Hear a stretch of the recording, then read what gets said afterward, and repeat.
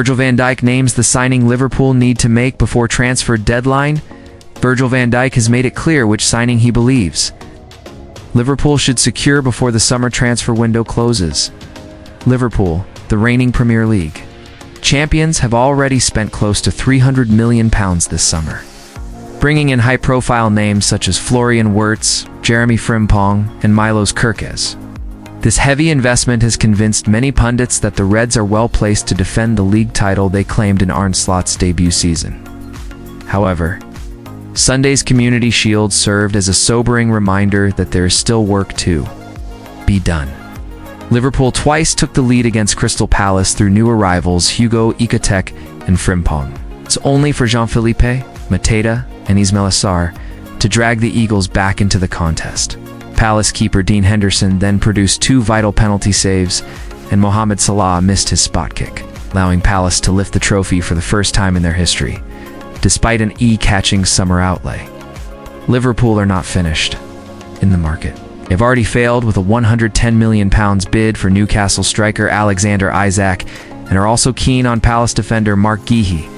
Van Dijk, however, is adamant that the attack still needs reinforcing after the recent departures of Darwin Núñez and Luis Diaz. Núñez left for Al Hilal in a £46.3 million move just days ago, while Diaz joined Bayern Munich for £65.5 million in July.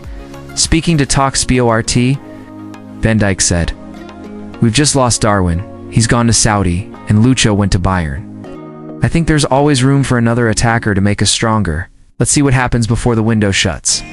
Reflecting on the Community Shield defeat, the Liverpool captain added, "Of course we wanted to win. There were positives, but we've also got things to improve before the Premier League starts." Manager Arne Slot, however, was more cautious. "About making further signings? I think we've got more than enough to have one today. My main concern isn't attack, it's the number of goals we've conceded in pre-season, which isn't up to our standards." Slot admitted injuries have complicated matters. With Yarel Quansah out and both Connor Bradley and Joe Gomez sidelined, the squad's defensive depth has been stretched. Ryan Gravenberch, who can cover at center-back, also missed the match for personal reasons. Liverpool began their title defense against Bournemouth on Friday night, but the mood around Anfield remains tinged with sadness following the tragic death of striker Diogo Jota last month. Young forward Jadon Danns is also unavailable due to a long-term back injury, leaving the team light in attack despite recouping nearly £120 million from the sales of Diaz and Núñez. If Hugo Ekitike, Mohamed Salah, or Cody Gakpo were to pick up injuries, the options become thin. Slot could push Wirtz to the left wing or Frimpong into a forward role, but both are better suited to their usual positions. Rising talent Rio Ngumoha impressed in pre-season, yet at just 16 years old, he will need careful management.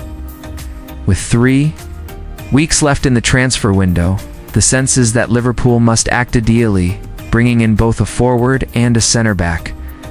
Isak remains the dream target, but Newcastle have shown no sign of softening their stance. Guéhi is another possibility, though Palace's asking price remains high. While Ekitike's £79 million arrival already looks promising, he impressed with his goal against Palace and offers a physical presence Liverpool lacked last season.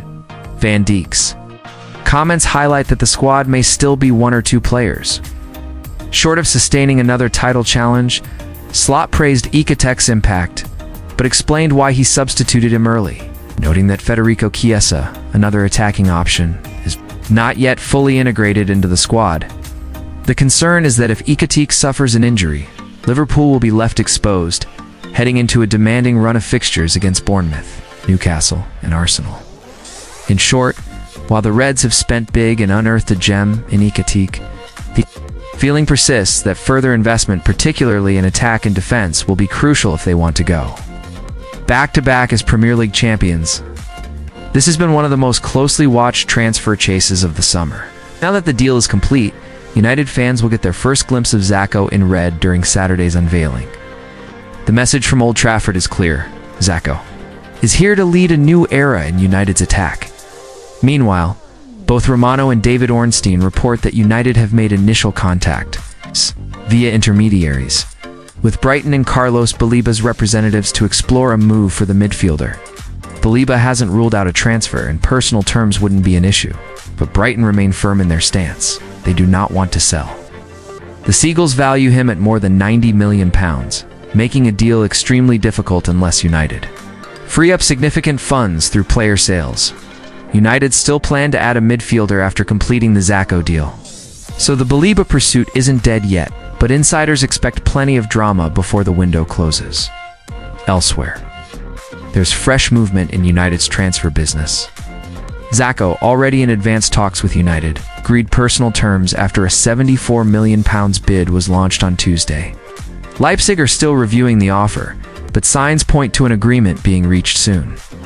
In the meantime, Zacco has been training separately while both clubs work on finalizing the deal. If he signs, United are expected to shift their full focus to midfield reinforcements to partner Casemiro and Bruno Fernandes. In defense, Harry Maguire's future has taken a surprising turn. Widely expected to leave, the centre-back has now been the subject of 5 rejected bids, 3 from Premier League clubs and 2 from Serie A. United have even begun considering a contract extension for the 32-year-old, whose current deal runs until the end of the 2025-26 season. The reasoning? Concerns over defensive depth, especially with Lisandro Martinez's injuries and Rafael Varane's departure. Maguire may once again be seen as a valuable squad leader. Over on the wings, Jadon Sancho's situation remains unresolved.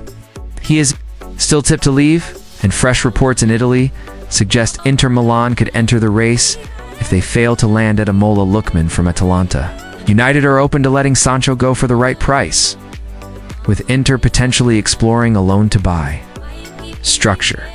Sancho is believed to be open to the switch, particularly given his limited minutes under Amorim and a fractured relationship with previous coaches. Finally, Alejandro Garnacho's name is back in the headlines. The Argentine winger has reportedly been frustrated after being benched in early preseason matches and is interested in a move to Chelsea. However, United have slapped a £50 million price tag on him, signaling that any deal would require serious negotiations. Chelsea are reportedly unwilling to meet United's £50 million asking price for Garnacho. Unless United soften their stance, the young Argentine may have no choice but to stay and battle for his place at Old Trafford. That outcome could also shift United's transfer priorities. If Garnacho remains, the urgency to sign another winger will fade, potentially freeing up funds to focus on strengthening midfield or defense instead. This summer is rapidly shaping up to be one of United's most chaotic and decisive transfer windows in recent memory. The Šeško deal is close to completion. Interest in Balíba is intensifying, and the futures of Garnacho and Sancho remain uncertain, while Harry Maguire's situation has taken an